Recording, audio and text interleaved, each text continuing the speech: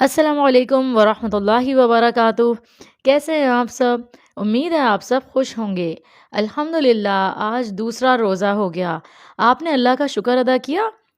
اللہ نے ہمیں زندگی دی، نیکیوں کا مہینہ دیا۔ ہم امید کرتے ہیں کہ آپ سب نے پارہ ون ضرور سنا ہوگا اور دعائیں بھی یاد کی ہوں گی۔ آج ہم پارہ ٹو کا مختصر خلاصہ پڑھیں گے، تو چلیں آئیں شروع کرتے ہیں۔ نحمدہ ونصلی علی رسولہ الکریم، اما بعد فاعوذ باللہ من الشیطان الرجیم، بسم اللہ الرحمن الرحیم، رب اشرح لی صدری ویسر لی امری واحلل عقدۃ من لسانی یفقہوا قولی۔ پارہ نمبر 2۔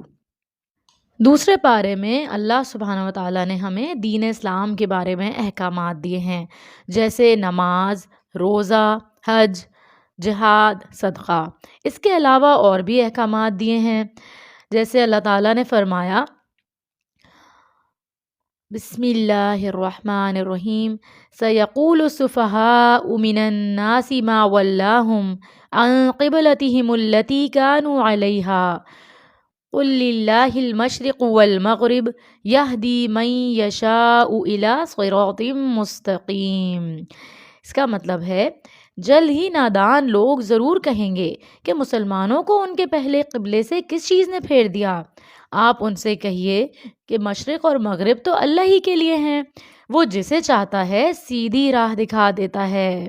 نبی کریم صلی اللہ علیہ وسلم نے مسلمانوں کے ساتھ مل کر مکہ سے مدینہ کی طرف ہجرت کی۔ مدینہ میں مسلمان بیت المقدس کی طرف منہ کر کے نماز پڑھتے تھے۔ پھر اللہ تعالیٰ نے قبلے کی تبدیلی کا حکم دیا اور مسلمان خانہ کعبہ کی طرف منہ کر کے نماز پڑھنے لگے۔ اس طرح خانہ کعبہ کو ہمیشہ کے لیے قبلہ قرار دے دیا گیا۔ پیارے بچوں، اصل چیز یہ ہے کہ اللہ کی فرما برداری کی جائے، یعنی اللہ تعالیٰ کا کہنا مانا جائے۔ اللہ جس طرف کو حکم دے اس طرف رخ کرنا ہے، اصل کرنے کا کام ہے یہ۔ صرف قبلہ ہی تبدیل نہیں کیا گیا تھا، بلکہ امت بھی تبدیل کر دی گئی تھی، یعنی پہلے بنی اسرائیل کو جو مقام و مرتبہ ملا تھا وہ ان سے لے لیا گیا، کیونکہ انہوں نے اللہ کی نافرمانیاں کی تھیں، اور اب وہ مقام و مرتبہ مسلمانوں کو دے دیا گیا، اور مسلمانوں کی ذمہ داری لگائی گئی کہ اسلام کی تعلیمات کو خود بھی سیکھیں اور عمل کریں اور دوسروں کو بھی سکھائیں۔ اب ہم آگے کی آیات میں چلتے ہیں۔ آگے کی آیات میں آیت نمبر 148 میں یہ الفاظ ہیں فَاسْتَبِقُوا الْخَيْرَاتِ۔ اس کا ترجمہ ہے نیکیوں میں سبقت حاصل کرو، یعنی نیکیوں کی طرف دوڑو، نیکیوں میں آگے جانے کی کوشش کرو۔ تو ہم سب کو دیکھنا چاہیے کہ ہم کس کس طرف دوڑ رہے ہیں۔ تو ہمارا کیا مقصد ہونا چاہیے؟ نیکیوں کی طرف دوڑ لگانا ہے، یعنی زیادہ سے زیادہ نیکیاں کرنی ہیں۔ کریں گے نا آپ سب انشاءاللہ؟ تو پیارے بچوں، رمضان کا مہینہ الحمدللہ آ گیا ہے، نیکیاں کرنے کا مہینہ آ گیا ہے۔ رمضان کیا ہے؟ نیکیوں کا موسم بہار۔ تو پھر ایک مومن تو یہ موقع ضائع کرتا ہی نہیں ہے، تو ہم سب کو زیادہ سے زیادہ نیکیاں کرنی ہیں۔ اسی طرح ایک اور پیاری آیت ہے، آیت نمبر 152۔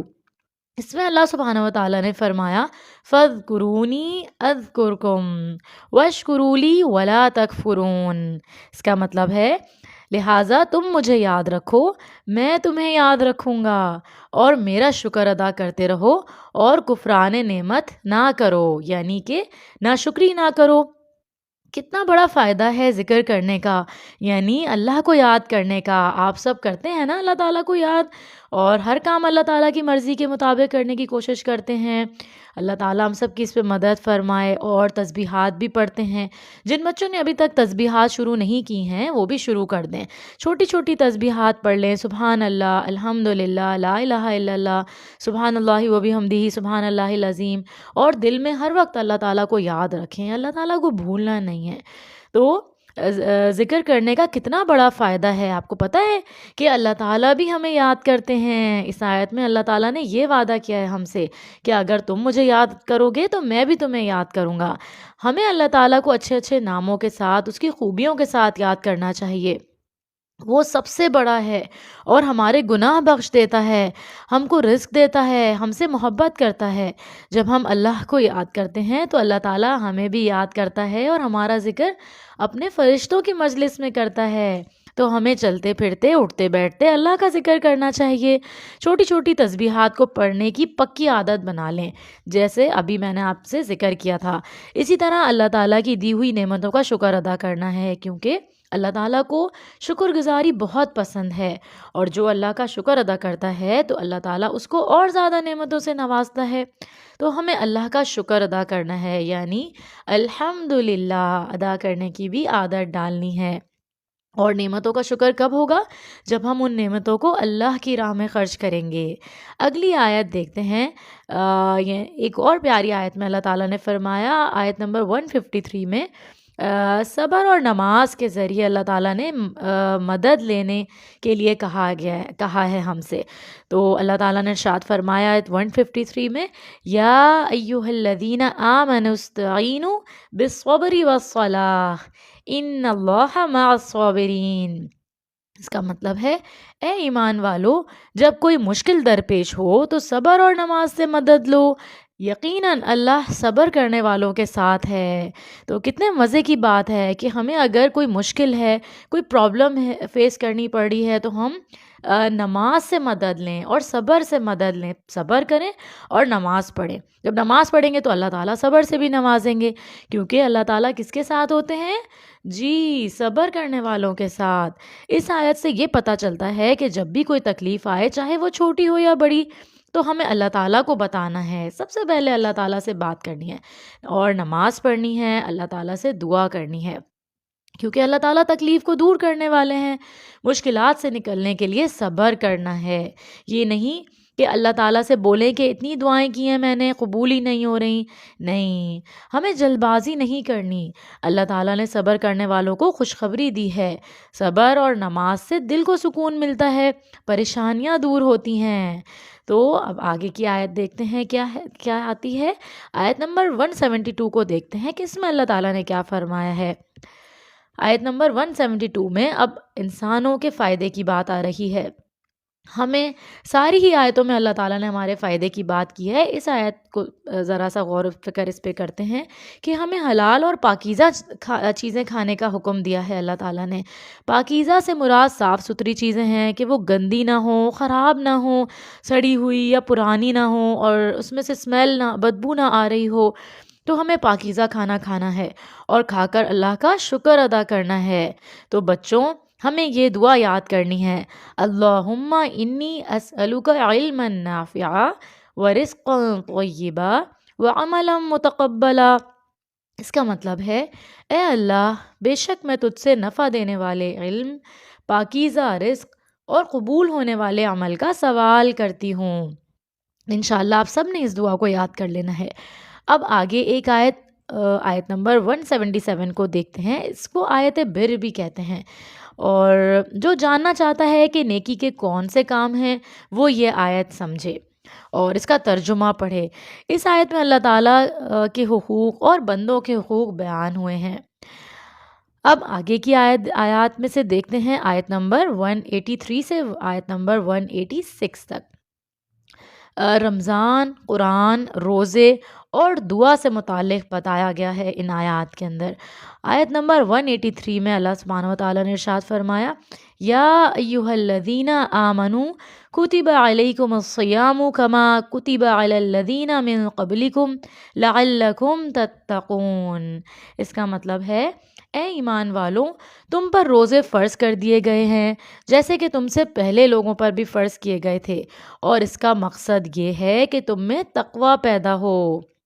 تو بچوں، روزہ ایک فرض عبادت ہے، اور جس نے ایمان اور ثواب کی نیت سے روزے رکھے تو اس کے سارے گناہ معاف ہو جائیں گے، اور روزے کا اجر اللہ سبحانہ و تعالیٰ نے بے انتہا رکھا ہے۔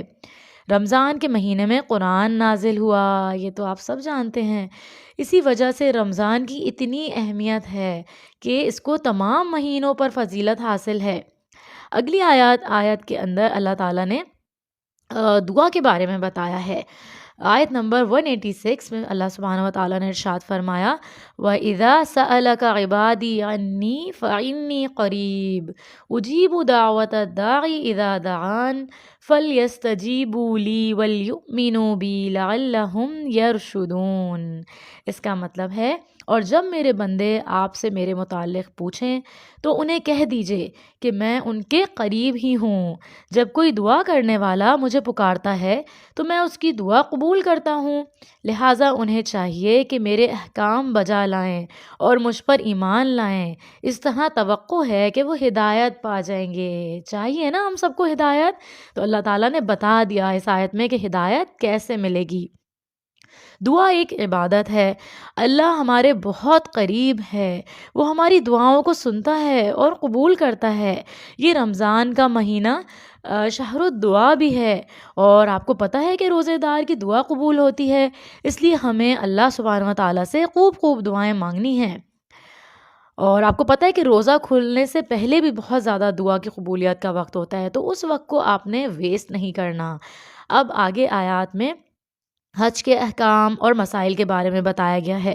آیت نمبر 201 میں دیکھتے ہیں، اس آیت کے اندر دنیا اور آخرت کی بھلائیاں مانگنے کی بہترین دعا ہے، بہت ہی زبردست دعا ہے یہ، اس کو تو آپ نے پکا یاد کر لینا ہے جن بچوں کو ابھی تک یہ دعا یاد نہیں ہے۔ ٹھیک ہے، کریں گے نا سب بچے انشاءاللہ؟ انشاءاللہ۔ تو اللہ سبحانہ و تعالیٰ نے اس آیت میں فرمایا ربنا آتنا فی الدنیا حسنہ وفی الآخرۃ حسنہ وقنا عذاب النار۔ اس کا مطلب ہے اے ہمارے رب، ہمیں دنیا میں بھلائی عطا فرما اور ہمیں آخرت میں بھی بھلائی عطا فرما، اور ہمیں دوزخ کے عذاب سے بچا لے۔ آمین یا رب العالمین۔ بچوں، آپ نے رمضان میں اس دعا کو یاد کرنے کا ٹارگٹ رکھنا ہے اور اس کو ڈیلی انشاءاللہ پڑھنا ہے۔ اللہ کا شکر ہے کہ ہمارا دوسرا پارہ اور اس کا مختصر خلاصہ جو ہے وہ مکمل ہوا۔ اللہ سبحانہ و تعالیٰ سے دعا ہے کہ وہ ہم سب کو استقامت عطا فرمائے اور ہم سب کو اپنے خاص پسندیدہ بندوں میں شامل فرما لیں۔ آمین یا رب العالمین۔ سبحانک اللہم و بحمدک، نشہد ان لا الہ الا انت، نستغفرک و نتوب الیک۔ السلام علیکم ورحمۃ اللہ وبرکاتہ۔